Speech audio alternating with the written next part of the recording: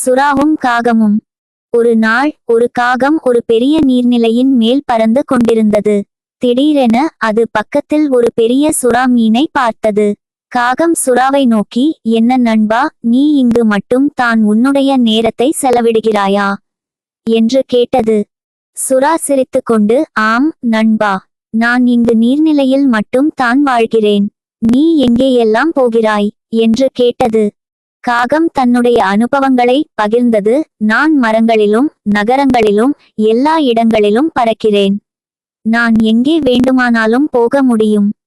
சுறா இதை கேட்டதும், நான் இங்கே நீரில் தான் இருக்கிறேன், ஆனால் நீ எங்கும் போகலாம். எனக்கு நீ சுதந்திரமாக வாழும் வாழ்க்கை மிகவும் பிடிக்கிறது என்றது. அதை கேட்ட காகம் சுறாவிடம், நீங்கள் எங்கும் போக முடியாது என்று நினைத்தால் தவறு. நீ உன் வாழ்க்கையில் மகிழ்வதை தெரிந்து கொள். எப்படி வாழ்கிறோம் என்பதே முக்கியம் என்றது.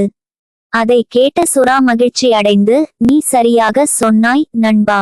நாம் எவ்வாறு வாழ்கிறோம் என்பதே முக்கியம். நான் என் வாழ்க்கையில் மகிழ்ச்சியாக இருக்க வேண்டும் என்றது.